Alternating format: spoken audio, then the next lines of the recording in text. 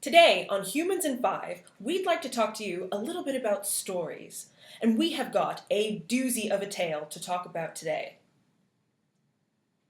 Last Friday, in a cinema near you, one of the most anticipated films of the year was released worldwide. Star Wars: The Force Awakens. A new hero, new worlds, all in the galaxy you know and love. Now, first and foremost, no spoiler alerts here. You will not get any of the details out of us. Even if Star Wars or science fiction or anything of that ilk is not your cup of tea, the mania that comes from these movie sagas can tell us a little bit more about being human.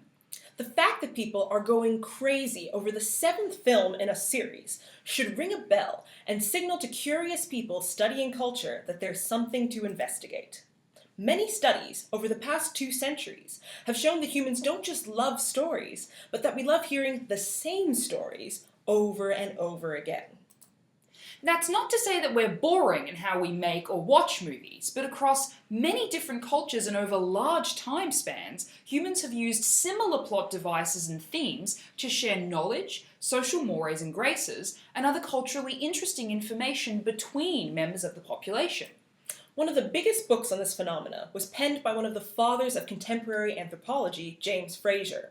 In 1890, he released a book called The Golden Bough.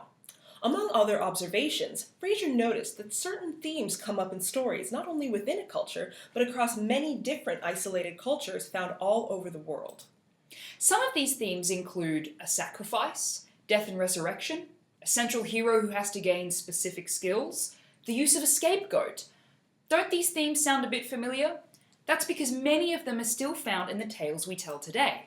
So when we run out to buy advance tickets for the newest Star Wars, Tolkien, or Avengers film, while we can certainly credit their production values, the writing, the entire cast and crew of these productions, we can also acknowledge that we're drawn to them not just because of the glamour of Hollywood's productions, but also because we're participating in a tradition of hearing stories that we know and love that goes back well before the dawn of the silver screen.